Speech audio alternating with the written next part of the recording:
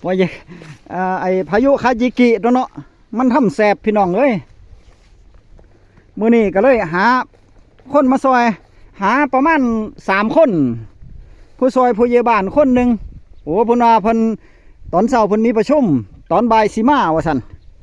เที่ยงบ่ละแล้วสิมาประชุมแล้วสิมาแล้วพอลุงอีกคนหนึ่งเพิ่นก็ปวดหลังมานี่เอ็นพลิกหลังแต่ว่าเพิ่นก็จะมาซอยอยู่ผู้ที่ออกไอเดียนี่แหละไอเดียว่าให้เอาฟางไปด้วยว่าซั่นเพราะว่าสุเทียพอใหญ่การก็เอาไอ้ยังก็เอากระสอบเนาะใส่ดินทรายแล้วก็ไปอัดนั่นนะแล้วอีกผู้หนึ่งหลานทรายหับปากแบบดิบดีโอ้ยบิดพอใหญ่การหนีไปตัดไม้ยูค่าจ้อยเมียสั่งว่าซั่น เมียสั่งว่าซั่นขัดขืนคำสั่งเมียบ่ได้ก็เลยไปนี่เบิ่งแต่ละพื้นที่ตอนนี้น้ำแห้งแล้วเพราะว่าอัดเรียบร้อยแล้วนี่เอาดินมาใส่ป้านข้างหน้าแบบดีเลยแต่ว่าทางใต้ตอนแรกว่าพยาการว่าสิอัดผีแล้วนี่ตอกลักนี่แล้วก็อัดนี่แล้วไปมาว่าเอาแก้ปัญหาเฉพาะหน้าซะก่อนเพราะว่าถ้าอัดนี่มันต้องกำลังต้องใส่หลายคนอันนี้พอดีมากับพอลุงผู้อื่นมาบ่ได้มาหลานชายกับบิดก็เลยเฮ็ด2 คนกับผู้สุขภาพบ่แข็งแรงคือกันปวดหลังปวดเอวเฮ็ดนำกัน2 คนมานี่เพิ่นก็เลยออกไอเดียว่าเอาเฟี้ยงมาใส่ว่าซั่นเพิ่นว่าเพิ่นเคยเห็นเพิ่นเคยเฮ็ดเอาเฟี้ยงมาตั้งบ่ต้องได้กลดินใส่กระสอบทรายนี่นี่เบิ่งติล่ะพี่น้องนี่ถามว่ามันอยู่บ่ตามหลักแล้วถามมันอยู่บ่ฮู้แต่ว่าพยาการก็บ่เคยเนาะแต่ว่าแถวที่เพิ่นเฮ็ดมามันอยู่แล้วเพิ่นว่าเพิ่นเคยเฮ็ดมาจังซี่มันแก้ปัญหาเฉพาะหน้าได้เลยว่าซั่นเพิ่นว่าปีนึงเพราะว่านี่อีกเดือนกันยาแล้วเนาะครับเนาะจะเข้าเดือนกันยาแล้วตุลานี่ก็ปลายตุลานี่ก็เก็บเกี่ยวเข้าแล้วนะถ้าพายุบ่เข้าน้ำบ่หลายบ่เป็นหยังดอกเฝ้าระวังน้ำเอาอย่าให้มันหล่นคันแท้พยาการก็ว่าเขาทาตัวนี้มันก็แล้วเด้พี่น้องนี่เอาเฟียงนี่เอามา5 ก้อนใส่ไป3 ก้อนแล้วก็เอาดินไปป้านข้างหน้ามันแล้วเลยบัดนี้เขาทาอยู่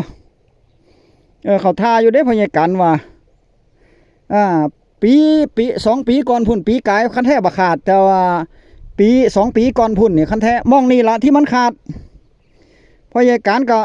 ตอกลักพี่แล้วตอกลักพี่นี่แล้วก็เอากระสอบทรายมาเลี้ยงใส่มองมันอันนี้นี่แหละใส่จนเต็มเลยบัดนี้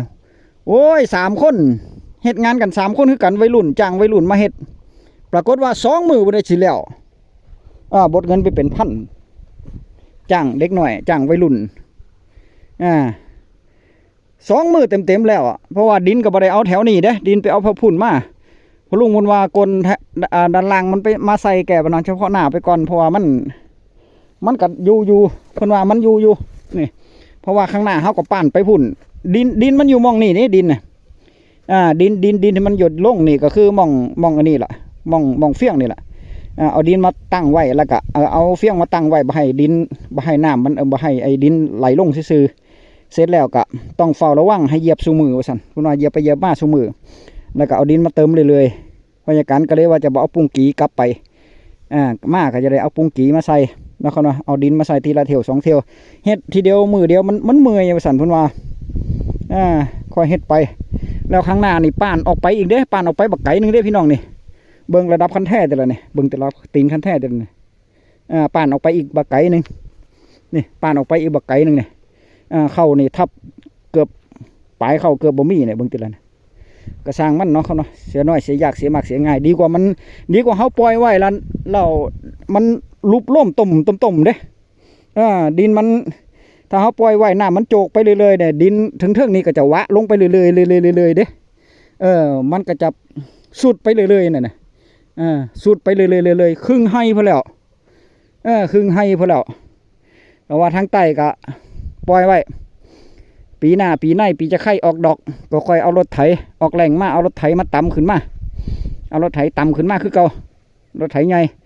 ตำมาใส่เต็มนี่ ตำใส่คือเก่าเนาะครับเนาะดินทางใต้ก็จะได้บ่ต้องไปอันนี้ไปทับไปถมอยู่หันน้ำเอาดินทางใต้ขึ้นมาถมคือเก่าป่านคู่ไม้แล้วข้างหน้านี่บ่ต้องเอามาใส่แล้วข้างหน้านี่ก็จะดันนี่แล้วนะดันขึ้นมาอีกจักหน่อยหนึ่งให้มันอยู่นะครับเนาะมันเป็นหูหนูคันแท้โบราณมันอยู่นี่เนาะตะกี้มีแต่กกเพชรเนาะกกเพชรกระหยาข่าคันแท้นี่ไตบ่ได้เลยคันแท้น้อยๆแต่ไตบ่ได้ออกแรงมาหนูมันบ่ได้ตัดจักเที่ยวนะผู้เฒ่าเฮ็ดหน้าพี่น้องเพิ่นก็บ่ค่อยมีกำลังนี่ล่ะพอได้เฮ็ดหน้านี่ล่ะเสร็จแล้วกะหนูมาอยู่บ่นี่พอหนูมาอยู่แล้วมันเป็นพอใหญ่กันมาเฮ็ดคันแท้ใหม่แล้วมันเป็นหูหนูก็ยังอยู่นี่พอหูหนูมันยังอยู่แล้วมันเป็นหูหนูเก่าบ่นี่น้ำโจกลงบ่นี่กระปูกันเด้เริ่มต้นมาจากกระปูเจาะคันแท้มันเจาะซ้ำหนึ่งไปเจอหูเก่าบ่นี่เจาะก็เจาะตั้งลงนี่ยามน้ำน้อยๆมันเจาะดิ่งลงไปเจอหูหนูเก่าบ่นี่น้ำก็เลยลวงลงพอลวงลงกับโอ้ยน้ำเนาะมันสะล่างไปแห้งขึ้นพายุคาจิกิเข้าน้ำมันไหลน้ำใส่คันแท้เนาะน้ำไหลพุ่มพั่มบ่นี่มันก็ลวงขึ้นบ่นี่หูก็ใหญ่ขึ้นไปมาพลุ่มแล้วทางไตมันเป็นหูใหญ่แล้วเบิ่งแต่เลยนะบ่ได้ทางไตมันเป็นหูใหญ่น้ำเพราะว่าหยังเพราะว่าน้ำมันเซาะไปเอาดินออกทีละหน่อยเทิงมันบางขึ้นมันก็ยุบลงบ่นี่มันก็เอาดินออกหมดแล้วนี่แต่ที่จริงมันจะอยู่ได้เพราะว่าดินมันเป็นดินท่านดินดากนี่พี่น้องนี่จังสั้นมันก็ถ้าเป็นดินทรายมันปัดตรงไปเลยได้เนี่ยขาดตรงไปเลยอันนี้มันยังเห็นบ่มันเซาะบ่ได้เพราะว่าดินมันแกนอยู่ดินมันแกนมันเซาะไปตามหูหนูนี่หูหนูมาออกนี่มันก็ออกนี่น้ำนั่นเป็นอันว่าเสร็จเป็นที่เรียบร้อยอันนี้คือการแก้ปัญหาเฉพาะหน้าเด้อพี่น้องเด้อนี่คือการแก้ปัญหาเฉพาะหน้าสำหรับผู้เฒ่าแน่หรือว่าคนที่บ่ค่อยแข็งแรงแน่แล้วอย่างที่สองก็คือคนที่บ่มีกำลังทั้งกำลังร่างกายบ่ค่อยดีสองกำลังทรัพย์กำลังเงินบ่มีบ่ได้จ้างรถแมคโครบ่ได้จ้างรถอีหยังมาใส่หรือว่าบ่ได้จ้างแรงงานคนเอามาถมกะเฮ็ดวิธีแก้ปัญหาก็คือเฮ็ดแบบนี้เด้อนี่ใส่เฟียงอัดก้อนเนาะครับนะใส่เฟียงอัดก้อนนี่แหละเอาตั้งขึ้นมานี่ไอเดียพอลุงเพิ่นเสร็จแล้วก็เอาไม้อย่าแต่ว่าอย่าลืมเอาไม้ตอกซะก่อนเด้อเอาไม้ตอกกันอันนี้ซะก่อนเอาไม้ตอกกันซะก่อนเดี๋ยวเดี๋ยวพยาการก็จะหามาอีกสัก4-5 อันเอามาตอกยันไว้แล้วก็จะหาไม้ค้ำยันไว้นำเพราะว่ามันจะได้บ่แปะแอดแลดลงมานะครับนะเดี๋ยวมันจะล่มลงมาพุ่มแล้วกันไว้กันไว้เฮ็ดกันไว้ก็ดีนะครับนะเฮ็ดกันไว้ก็ดีแล้วก็ข้างหน้าก็จะใส่ดินอีกเนี่ยใส่ดินไปพุ่นละเนี่ยตีนมันใส่ดินไปพุ่นละเพราะว่ามันให้มันหายเมื่อยซะก่อนมันเมื่อยเฮ็ดหายใจ3-4 หูวะเด้หายใจออกมานั่นหายใจ3-4 หูพุ่นละทั้งหูจมูกทั้งหูปากทั้งรูสารพัดรู ความเมื่อยเนี่ยเหงื่อในเสียเปียกเป็นโตเป็นนี่พี่น้องเลยนี่ก็ถือว่าเป็นเคล็ดลับอีก1 อย่างเนาะครับนะในส่วนของซุ้มนี่ก็เศษไม้ก็เอาไปไว้ไกลๆเพราะว่ามันพวกเศษไม้เนี่ยเอาไปไว้ไกลๆเพราะว่ามันนี่อันนี้ก็เอาไว้นี่ก่อนเอาไว้ยันเอาไว้มัดยันไว้เนาะเอาไม้เอาไว้มัดยันไว้แต่ว่าไม้มันบดีไม้มันเปื่อยไม้บดีหรอกแต่เอาพอคำยันได้อยู่พอได้เปล่าๆไปแล้วก็หาไม้มาใหม่กับเศษไม้พวกนี้นี่อันตรายอยู่ได้นี่เวลาเราดำหน้าเนี่ยอย่างในเวลาตกในนาเขาเนี่ยอันตรายด้วยนี่เห็นเป็นปากฉลามเห็นบ่เป็นปากฉลามเอา